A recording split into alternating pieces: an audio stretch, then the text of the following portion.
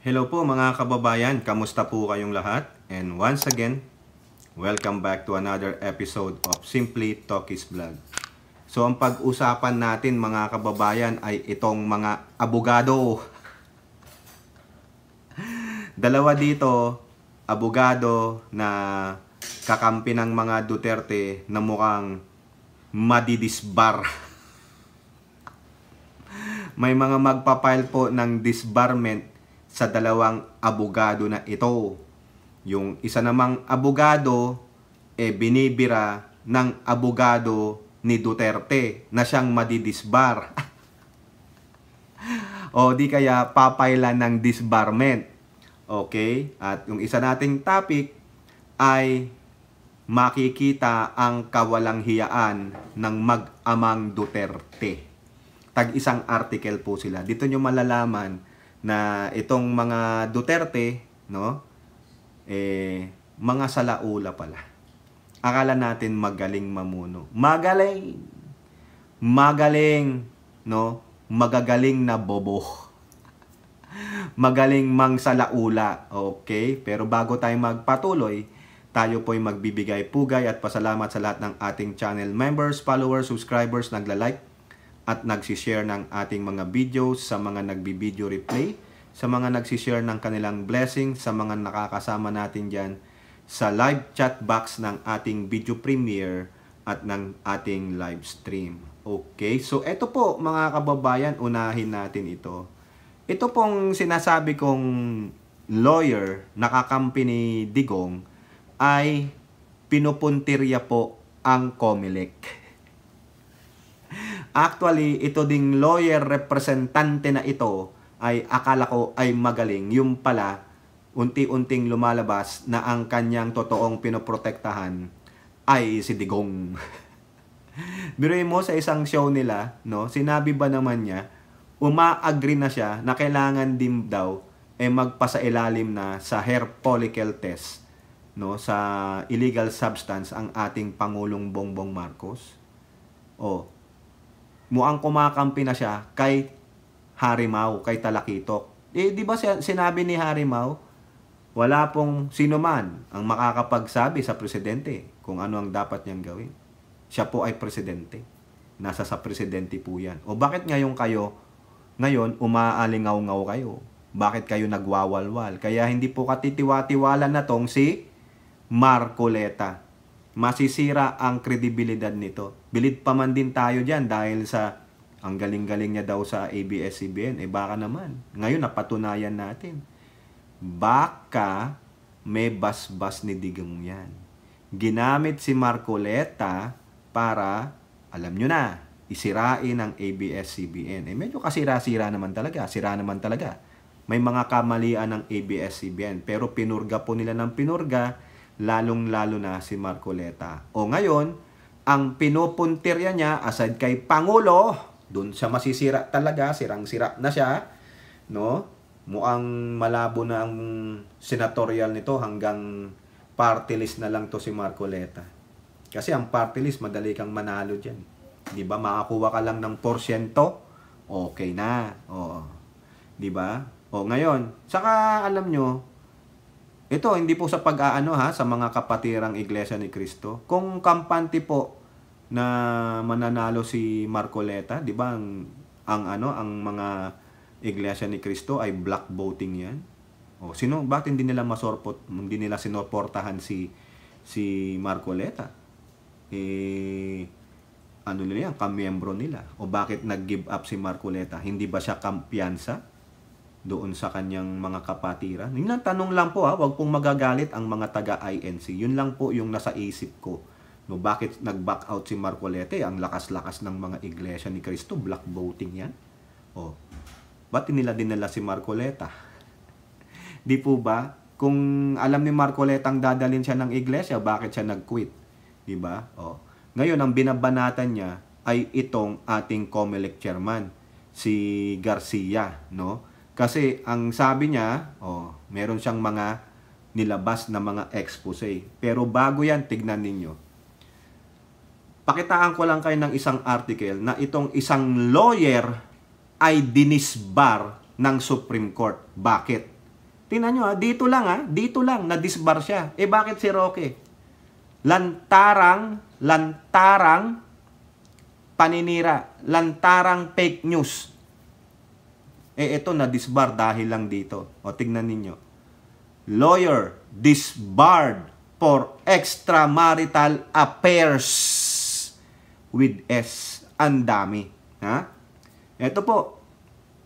The Supreme Court on Wednesday announced that it has disbarred a lawyer for grossly immoral conduct for having multiple affairs. O yun, hindi ka na ngayon makapangbabae, hinayupak ka, tigasin ka pala. No? Ito namang mga nagpapalokong mga babae, di ba kayo nahiya sa sarili niyo? Mang-aagaw pa kayo ng... Ay, mahirap sabihin. In a 24-page decision promulgated in June, the SCN Bank found a lawyer guilty of 4 counts of grossly immoral conduct in violation of the Code of Professional Responsibility. The court disbarred and ordered his name stricken from the roll of attorneys for the first and second counts of grossly immoral conduct. It suspended him from the practice of law for 3 years for the third and fourth counts. Oh, wala na. Tanggal ka na. Hindi ka na makapag-practice ng law, no? Considering that respondent is already disbarred for the first count of grossly immoral conduct, the penalties for the second, third, and fourth counts of grossly immoral conduct may no longer impose but should nonetheless be considered in the event that respondent applies reinstatement or judicial clemency. May pag-asa pa daw siya. No, kung pwede pa siyang mag-apply ng reinstatement or judicial clemency. The court also gave him a fine of 400,000 plus piso. This is over the complaint filed by lawyer's wife. Ayan, may nagdemanda naman pala. Mabuti nga sa'yo, hayop ka. No, tigasin ka pala. Mabuti naman sa'yo. Ha? Okay, ayan. Excessive sobra ka. Siguro napuno na asawa. Instead na sa akin mo binibigay ang iyong lakas, pinaghahati-hati mo pala. O sige, buti hindi ka nga nababited Buti naawa pa sa'yo ang asawa mo, hindi ka binabit. Alam niyo yung babit? Ha? Hindi ka pinutulan ng ari, gago, malibog, manyak. Hindi po sinabi kung sino, pero may isang lawyer na na-disbar. Si Roque kaya, paano kaya ma-disbar yung hinayupak na yan? Kailangan may mag-complain O itong si Marcoleta, mamaya malalaman nyo bakit ko sinabing baka ma-disbar din tong gago na to. Sa GMA News Online.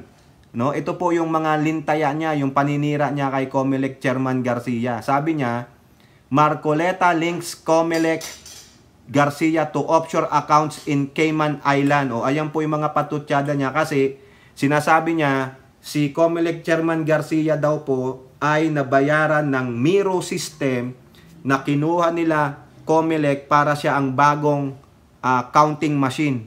Tinanggal na po yung Smartmatic. Pero sabi ni Marcoleta, may mga dokumento daw siya na nagpapatunay na itong si Comelec Chairman Garcia ay nabayaran kasi may mga offshore account siya sa Cayman. Ano lang po dyan ang, kumbaga ito ay pinasusubalian na ni Comelec Chairman Garcia. Actually, sabi niya pa nga, sige sa AMLC, open po ako. I-open ko po lahat ng bank accounts ko. So kung kayo may tinatago, sa akin lang opinion, kung kayo may tinatago, gagawin nyo ba yung sinabi ni Comelec Chairman? Sabi niya sa AMLAC, sige, open po. Walang problema, imbestigahan nyo. Ha? Okay, ano pa ang sabi dito ni Marcoleta, talagang niya po, tinitira niya po si Garcia. Sabi niya, 22 offshore accounts daw meron si Garcia. Ha? Sinama niya na ang AMLC, ang MBI, nababahala daw siya, no? Kasi nga medyo questionable yung pagpo-procure niyang Miro system kasi baka may binabalak daw siya si Garcia. Ngayon, ano po ang kinounter ni Garcia yan? Garcia says Marcoleta could be misinformed amid bribery claims. Misinformed, ha? Sabi diyan sa GMA News. Sabi ni Garcia dito, lagi po akong nagbibigay ng presumption of regularity, presumption of innocence. Napakabuti naman po ng aking pagtingin kay Congressman Marcoleta. Isang matapat na kaibigan po yan at naging kliyente ko yan. Wala po ako masasabing masama sa kanya. Talagang maaari lang po ito ay misinform lang. Binibigyan pa siya ng benefit of the doubt ni Garcia. Misinform at misappreciation of facts. Ayan. Ang akin lang po sana, baka pwedeng matignan mabuti. Ma-review po muli mabuti. At alam na alam ko po na kilala ako ni Congressman Marcoleta ang buo kong pagkatao. Tignan ninyo. Yan po ang sinasabi. Kasi nga, nabigyan daw siya Nabigyan. Okay? Huwag na natin basahin yung dulo. Kaya na sinasabi ni Garcia, baka misinform or misappreciation. Yan. Now, humahaba po yan. Humahaba, no? Ano pa ang sabi ni Garcia kay Marcoleta sa Manila Times? Garcia, Marcoleta tirade, part of smear campaign. Kasi nga, di ba, ayaw nyo pala ng Miro. Anong gusto nyo? Ibalik nyo Smartmatic. Di ba magulo nga ang Smartmatic? Ginamit yan ni Garcia, ni Bautista noon na kung ano-anong pinagagawa na ano ba yun? Nagagawa ng korupsyon. Ano ang sabi dito? Smear campaign lang. Ito, Garcia said he expect more disinformation, misinformation, and fake news to be thrown not only at him but at other members of the commission. Actually, ito, yung nandun, mga kasamahan ni COMELEC Chairman Garcia ng mga commissioners, pumapanig po sa kanya.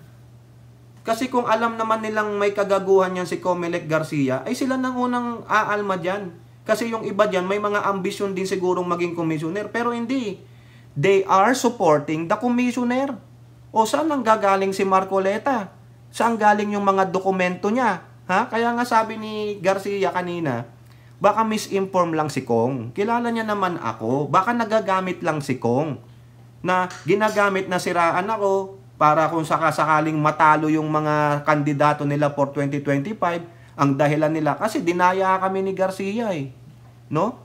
Yung Miro system, bata-bata niya, nabili siya Ganon. Pag natalo yung mga kandidato nila, kaya si Marcoleta, alam nyo na, ikaw ba ay attack dog ng Duterte at ni Kibuloy? Laki ba ng pakinabang mo kay Kibuloy? Ito pa sabi ni Garcia, they are now in plan B. They are more plans coming. Individual members of the commission are ready for whatever will be heard against them. The end part is that they're going to file impeachment case against us, and that's what we are anticipating. Correct po yan. Isa po sa mga nai-impeach, no? Tanong natin dito, impeachment in the Philippines. Ayan. Sino po ba yung mga miyembro ng gobyerno na na-impeach? In the Philippines. Ayan. Tingnan na lang natin dito para malaman natin. Ito po. Sino tong mga ito? Ano ba itong mga na-i-impeach dito? Nakalimutan. Alam ko, presidente, vice-presidente, si COMELEC. COMELEC commissioner, di ba? Ayan. Si Justice, di ba? Si Corona, pina-impeach nila. May isa pa, mga kababayan no? Yung mga na-i-impeach dito. Nakalimutan ko na yung iba. Sino pa ba yung iba? Ito, Supreme Court, members of the Constitutional Commission, yung Commission on Election, Civil Service Commission, Commission on Audit, and Ombudsman. Ayan. Presidente, Vice Presidente, Supreme Court Justice, tapos yung members of Constitutional Commission, yung Commission on Election, Civil Service, Commission on Audit, at Ombudsman. Sino bang Ombudsman natin? Si Menandro, Solicitor General yun Office of the Solicitor General, di ba? Basta yung Ombudsman, kung sino man yung Ombudsman na yan, sa panahon ngayon ni Pangulong Pangulong Marcos. Si Martires, ayan, si Martires. Talaga rin yan ni Digong So they will try to impeach Garcia. Pero saka yung mga commissions, no? Pero sabi niya, haharapin po namin. So yan ba ang inaakusa nyo? Nilalabanan kayo. Ebidensya sa ebidensya. Yan na lang ang labanan ninyo. Akala nyo mararan about nyo si Garcia? Lawyer din yan. Pagalingan na lang, Marcoleta. Dito makikita nyo mamaya, mga kababayan. na nanganganib si Marcoleta kasi attack dog ng mga Duterte. Ito, Inquirer.net. Sabi ni COMELEC Chairman, COMELEC Chair to file complaint versus Marcoleta over offshore bank accounts kasi it's too much. May nakita pa nga ako isang news, yung representative, yung Irice, may nagpadala daw sa kanya ng dokumento, FedEx pa nagpa-FedEx. Pinapakita daw yung mga bangko account ni Garcia.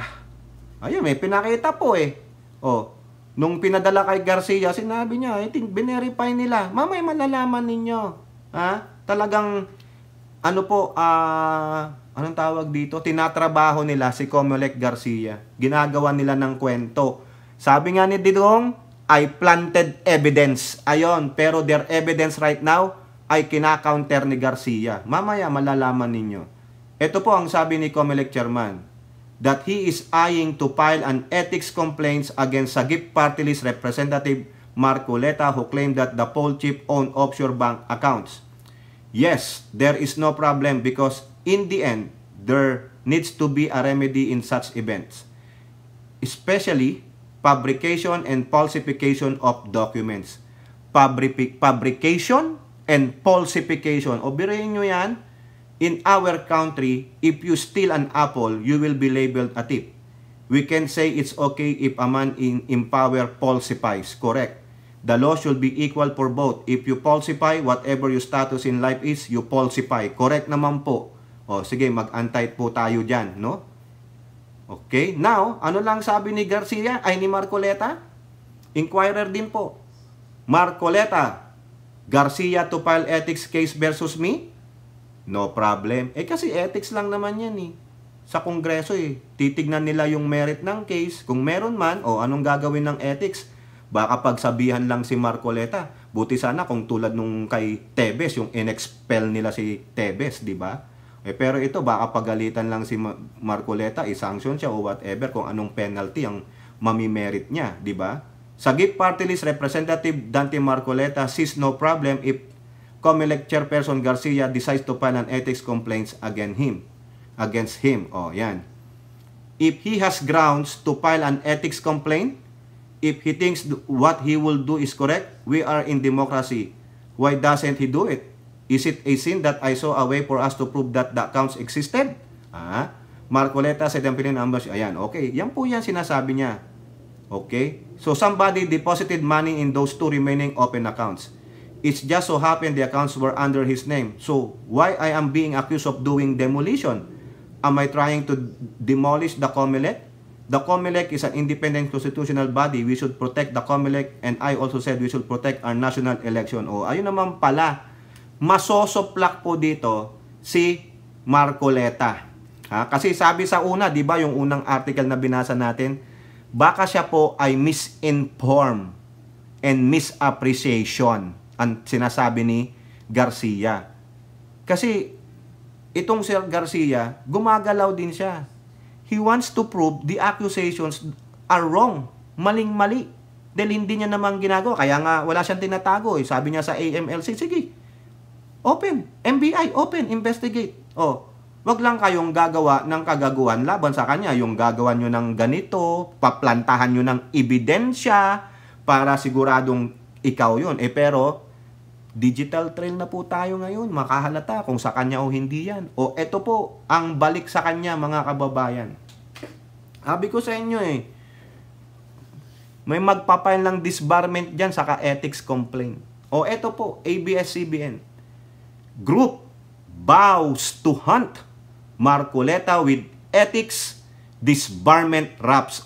Ayan na. Meron na pong grupo na magsasama-sama para po i-hunt.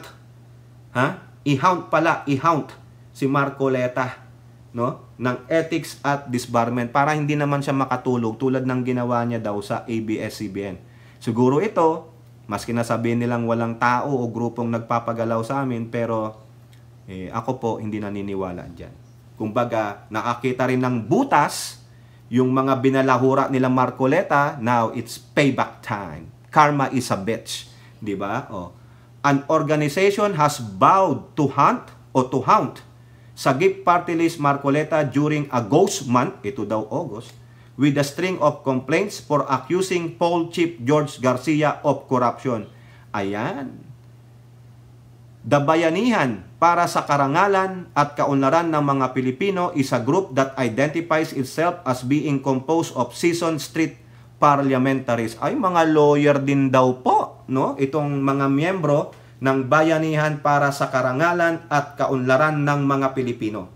Chairman Elmer Argaño said the group is planning a series of actions against Marcoleta, including filing a formal complaint before the House Committee on Ethics. Mukhang kayo iisipin nyo, di ba ganun din ang ipapile ni Garcia? Baka si Garcia ang nasa likod ng mga ito. Malalaman nyo mamaya. No, hindi naman tayo mamasamain sigurong mag-isip ng ganon, di ba?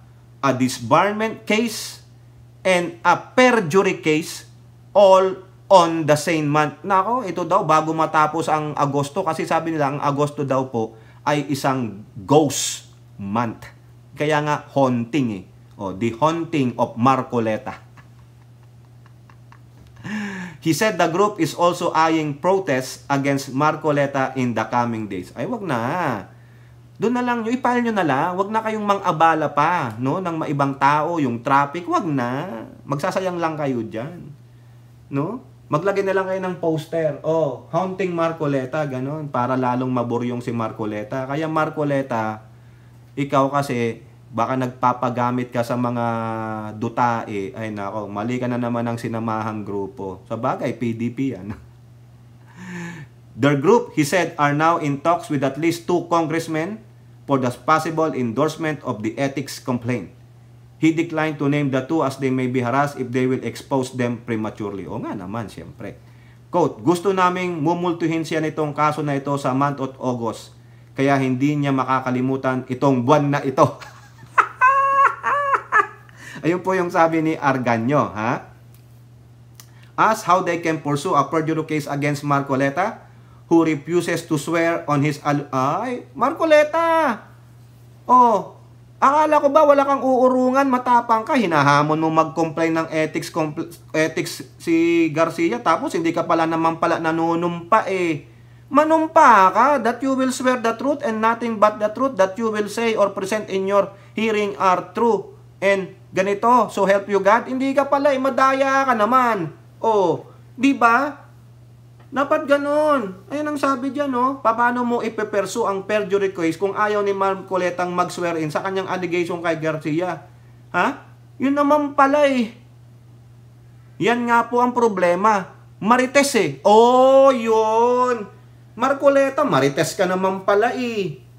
Paano namin paniniwalaan yung sinasabi mong mga bank accounts, mga dokumento kung hindi ka mag-swear in? You swear in. Pa-swear in ka sa hearing. Ang daya nyo naman eh. Kayo lang ang nag-hearing, dapat kayo din mag-swear in.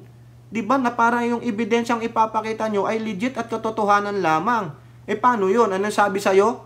Dakila ka palang marites. Diba? Planting evidence in the minds of the people. Na guilty na guilty na kaagad si Garcia dahil lang sa marites ninyo, mag-swear in ka. 'Di ba? Ang sagwa ng isang mambabatas mo ay marites, yung po ay batik sa serbisyo publiko. Ano yung batik? Sa serbisyo publiko. It's a disdain. Disdain in public service sa English. Sabi kasi dito, tinranslate eh. It's so appalling to see a lawmaker who is a gossiper. It's a disdain in public service. Correct. Tama naman po yan. Oh, Supreme Court, sige, mag-file na kayo. Disbar na yan. Marites lang pala. Akala ko ba matapang? Eh, bakit hindi mag-swear in? Para patunayan niya yung sasabihin niya, yung ipipresenta niyang dokumento ay legit. Oh, para walang perjury. Kung nagsinungaling ka, perjury ka. Oh, ito pa. Even former Caloocan Congressman Edgar Irice, who is eyeing political comeback by Marcos in the city, will also be subjected to the group's negative campaigning, its leader declared. Oh, Irice has been a constant critic of Garcia's leadership in the COMELEC, which was highlighted by the former's recent claim that Garcia was keeping 6 local bank accounts that received grease money in exchange of election. Nagbibintang din, parang si Marcoleta, gossiper din. Garcia has already considered yan. Itong sabi ni Argaño, May plano po ang organisasyon na ikakampanya namin si Congressman Irice na huwag nang muling mahalal sa darating na eleksyon sa 2025. Eh di ba kalookan yan? Eh kung may balak yang maging representante, huwag nyo iboto yan. Ha? Their volunteer lawyers are now in writing the ethics complaints against Marcoleta, according to Hena Kaipang, Bayanihan Region 6 Director. We are working on that. Yung pagsampa ng kaso, disbarment sa Supreme Court. Kasi yung mga statement ni Marcoleta will affect the integrity of the forthcoming election. It will create chaos. Oo nga naman. Diba? Bakit kasi nyo pala pinupulaan? Pero mag-swear in ka na totoo yung mga ebidensya. Ha? Hindi po kami nag-aabogado kay Chairman Garcia. Ang pinagtatangkol po namin dito ay demokrasya. Hindi po namin kamag-anak si Chairman Garcia. Sabi ni Hermino Maglunod, Bayanihan President. O, ayan. As if they are being funded, Arganyo, kanya-kanya pong tulong ito. Bahala na kayong maniwala sa sinasabi niya. Ha? Ang ano kasi dito mga kababayan, ito pa lang sila Garcia, ha? Nag-try po silang gamitin yung sinasabing bank account daw niya diyan sa offshore account niya. No? Yung bank account lang. Nung nagpasok daw sila ng pera, tapos binago yung pangalan, nabago. Ibig sabihin, walang integrity yung bank account na yun. Pwede mo palang gawa lang. Palipawa ako, bigay ko to kay Tokis 1 trillion, Simply Tokis Vlog. Di kawawa naman ako. Ako ang masisisi. Kasi nakapangalan sa akin, wala naman akong 1 trillion dollars. Ngayon ako ang sisirain. Di ba, Elora? Ganon. Hindi nga nagbigay si Elora ng 1 trillion dollars, wala din siya niyan. Madaling maloko yung mga offshore account, lalo na pag bogus. Paano mo yan papatunayan, Marcoleta? Paano mo sasabihin, ito legit ito pero napatunayan nila na yung sinasabi nyong bank account ay bogus. No? Yung pala, marites lang pala kayo Ayaw nyong mag-swear in, ayaw mo manumpa. Kaya pala sabi ni Garcia dati, manumpa siya na yung lahat ng sasabihin niya ay tama at katotohanan lamang. Ayaw mo palang manumpa Para kung may maling nakita sa'yo, perjury ka, na perjured mo sarili mo. Di ba? Daya mo naman. Walang ganun, walang immunity. Laban sa laban, abogado sa abogado. Alam mo yan. Di ba? Yan, papay lang po siya ng disbarment. Mabuti naman, matanggal ka na, Marcoleta. Wala, nabudol mo kami. Akala ko magaling, yung pala. Tuta rin ni Duterte, mga kababayan. Pasensya naman tayo, sinuportahan natin si Marcoleta. Bilib na bilib ako dyan, pero nung yung binirabira niya ng Marcos admin, lalo na yung pagpapaganda dun sa proyekto dun sa Tacloban, yung tulay, binira niya. Tapos ito, sinabihan niya, magpa-drug test na rin ng Pangulo, hair follicle, gago, tanga ka. Ayan, ginalit mo ang mga Marcos supporter and loyalist. Wala na. Siguro, madisbar ka na lang. No? Sana, tanggalin na rin sa COMELEC yan walang moral turpitude. Bakit? Marites sino pa yung madidisbar na kakampi ni Digong ng mga abogago? Ito, naisama na natin, pero isama na natin siya kasi may na-disbar na, may magpapile ng disbarment kay Marcoleta. Ito rin, may nagpipetisyon, no? Na nasa change.org pa para ma-disbar. Ako, pipirma ako dyan, mamaya-maya lang. Abogadong. Sa politiko, naisama na natin to. Online petition to disbar Harry Roque Alonso. Tingnan mo yung mga kakampi ni Digong ng mga abogado, madidisbar. Dapat may mag-file din kay Duterte ng disbarment kasi hindi niya kinikilala ang ICC. Diba? Pangwawala ng yayan sa desisyon ng Supreme Court na may jurisdiction ang ICC during the time frame na tayo ay member pa ng ICC. Sino ba yan? Ganun.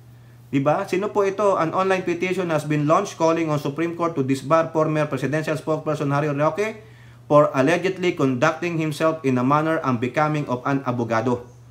The petition started by one Tom Babauta on the website change.org has garnered, ilan na ba ito? Tignan nga natin sa change.org mga kababayan kung ilan na ito so far. Tingka lang, tignan lang natin. Ano ba to? Search. Anong pangalan niya? Tom Babauta. Anak ng pangalan naman to. Ayaw pa sabihin yung totoo mong pangalan kasi tatakot ka yata kay Roque. Ito, nakakailan na to. Type nyo lang Tom Babauta. Nakaka 1568 na siya. 2005 ang kailangan. Mag-sign up na po kayo. Sign up na. Mamaya na ako mag-sign up. Nakaka 1.5 na siya, 1,000 na lang. In seeking Roque's disbarment, Babauta also accused former Duterte's erstwhile spokesman of pandering fake news and his alleged involvement in illegal and harboring of a wanted fugitive. Ay, oo nga naman. Yan po ay patungkol dun sa Lucky South 99, yung Pogo. O, tapos yung pambababoy niya, sinabi niyang authentic daw yung pulboronic video ng Pangulo, deepfake naman ang ginamit niya, pre-application software lang na deepware. O, gago. Sige, lahat sila po, baka pati yung yung mananampal kay Ninang Lisa, no, si Glenn Chong, o baka pati yung isisipangit Mau, no, yung babae, o kaya si mukhang butiking si Vic Rodriguez. O sige, lahat kayong abogado nakampi kay Digong, ipadisbar natin, no, para wala na silang kayabangan. Okay? So yun po, no? May na-disbar, may future na madidisbar na company, Digong. Ituloy nyo po yan kasi may grupo din akong naririnig na magpapile ng disbarment kay Roque. Okay? So ngayon, punta naman tayo dito sa mag-amang Duterte. Lumalabas na po lalo, umalingasaw na ng todo ang kanilang katangahan, kabubohan, at mga katarantaduhan. O, maalala nyo, si Trillanes nag-file ng plunder case kay Digong at Bongo tungkol doon sa maanumalyang frigate para sa Philippine Navy. O, di ba? Kailan lang yan? Last week lang.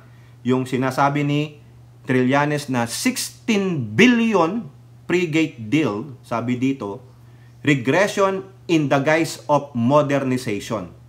Duterte admins 16 billion frigate deal riddled with red flag. So ayan, binraso po eh. Binraso. Kumbaga, after manalo nung bidder, binago nila yung nilalaman ng contract. Imbis na ganitong sensor yata, no? Maganda, makabagong sensor, ang binili, refurbish. Kaya nga tinawag na regression eh. Balik sa makaluma, hindi modernization. Yung po yun, regress. The word regress. Umatras ka, bumalik ka. Gaano kalayo ang binalik mo? 10 years, 20 years? Ganun po yun. Diba? Oh, instead of getting state-of-the-art ship, the Philippine Navy received conventional ships without the required technology transfer because of the alleged meddling of former Rodrigo Duterte, yung presidente ninyong magaling daw, at ang inchik na si Bongo. In the 16 billion acquisition project, magtanong dito, bakit nakikialam si Bongo? Ano lang ba si Bongo? Ha? Special Julalay, no? Super Julalay, pero may pakialam, 'di ba? Details of the alleged manipulation by Duterte and Go were contained in the 50-page complaint filed by former senator. Yan, lumalabas po ang baho nila. Ha? Trillanes accused Duterte and Go of actively interfering in the Philippine Navy's purchase of frigates under the Horizon Phase 1 of the AFP's modernization program.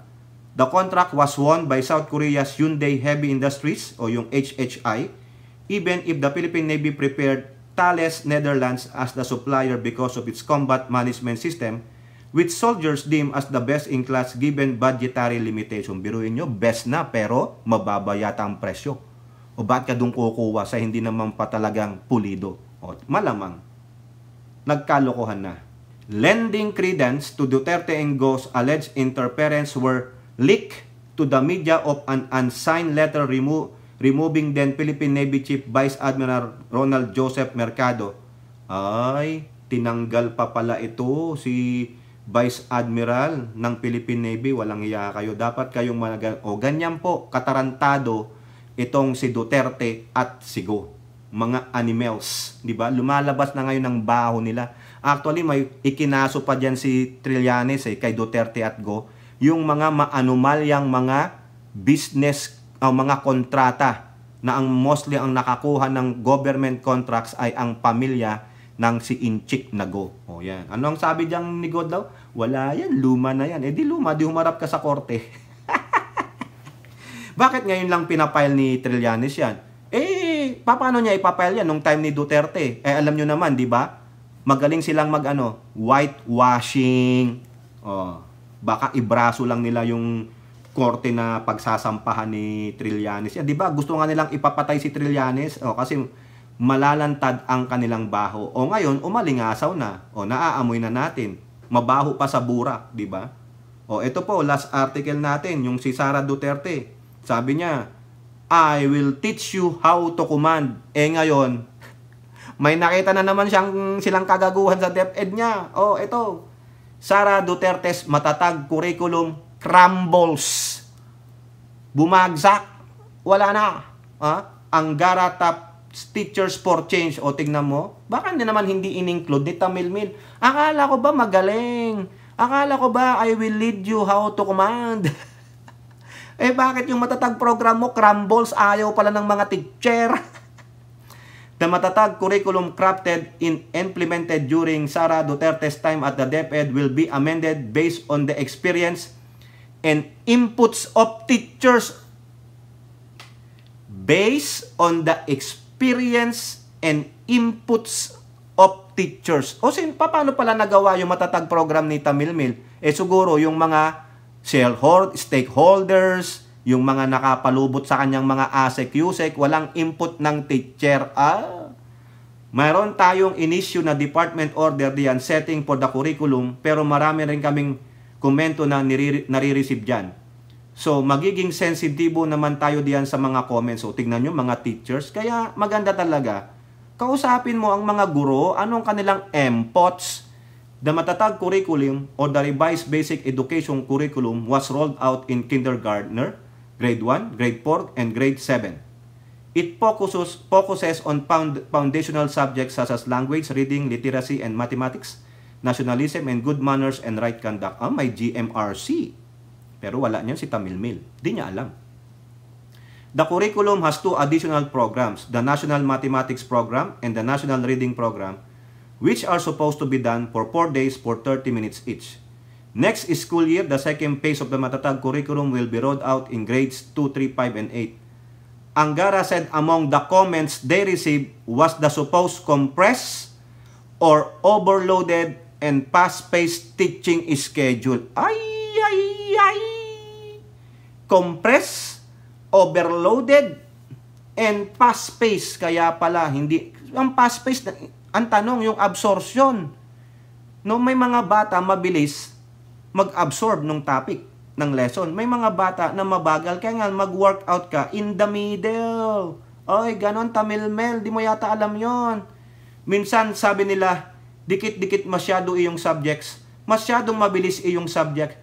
45 minutes. Some are suggesting 6 1-hour classes rather than 8 45-minute classes. Ay, hapit na hapit. Baka naman tinulad mo dito. Kasi dito ganyan po. No, actually, minsan, tama, 45 minutes lang. Pero base na nga sa learning capability ng mga bata and the ability and the availability of the resources. Ay nako. So, we're studying this kasi it's not easy rin to match the teachers. Medyo mahirap din yung human resources aspect niya. Correct.